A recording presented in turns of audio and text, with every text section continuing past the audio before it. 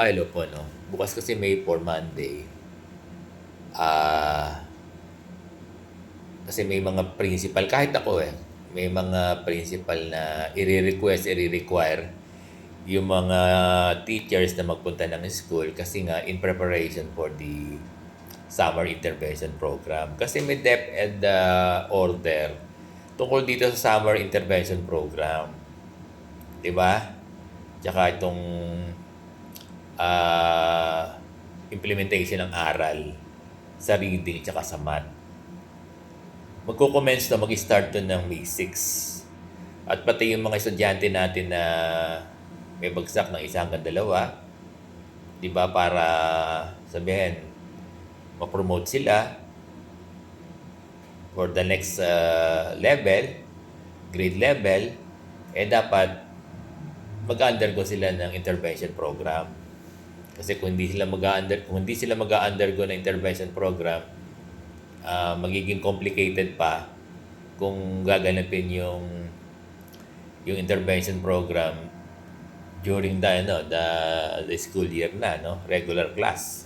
Mahirap 'yon. Kaya maganda yung mga batang may bagsak na isa dalawa dito na kuhanin sa sa intervention program, academic intervention program, no, ng from May 6 to nakalimutan ko na.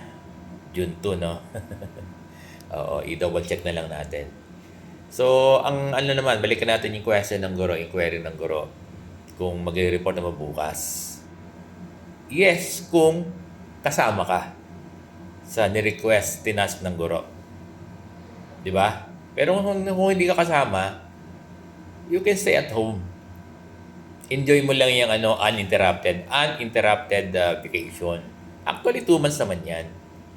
Sabi mo, paano po kung tinasak ako at meron ako importanteng gagawin sa bahay o may pupuntahan po ako importante sa pamilya, sa mga relatives o may gagawin po ako para kahit paano kumita po ako. Then tell the truth. Be honest to tell the truth to your principal. Sabihin mo na hindi ka po pwede. Diba?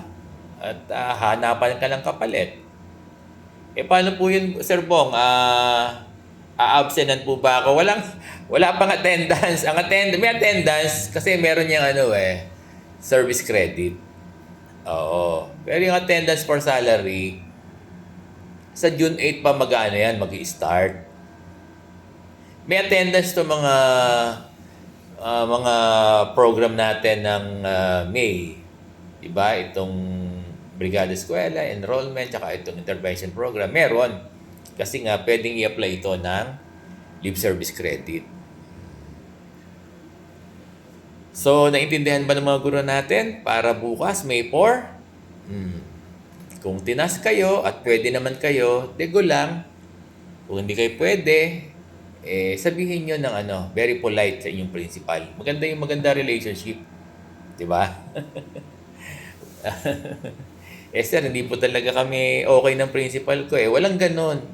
Sikapin na maging okay yung relationship niyo sa principal. Diba? Yan yung palagi kong payo sa inyo. So, dear teachers, ganun lang. Kung meron kayong importanteng gagawin sa school bukas at nire-request kayo ng principal nyo, tinas kayo, pumunta lang. Pero kung meron kayong importanteng gagawin, be honest na to tell your principal na meron kang importanteng gagawin. Oo. Huwag kang maging rude na, Bong, kailangan ka sa school bukas. Hindi po ako pwede. Ayoko po. Nasa uninterrupted vacation pa po ako. Walang ganun. Oo. Diba? Pwede mo naman i-reason. Kaya lang, magiging rude pag ganun . Sabihin mo na lang, meron kang importanteng gagawin. Kasi maganda rin makapag-establish kayo, yung sinasabi ko, ng magandang relasyon. Di ba? So, dear teachers, ganoon na lang. Kung kasama kayo sa mga may task, dahil kasama kayo as tutor o teacher ng intervention, pumunta. Pero kung may importanteng gagawin, sabihin sa principal, hindi kayo pwede. Sir Bong, kung hindi po kami pupunta at magko-comply, walang problema. Hindi naman kayo absent, hindi naman mababawasan yung ano nyo, yung ano ba yung ano natin? Proportion, nabubulo talaga. PVP. Proportional Vacation Pay. Di ba? PVP. Yan yun eh. Hindi yan mababawasan. Nabubulo tuloy ako. So, ganun lang, dear teachers, no?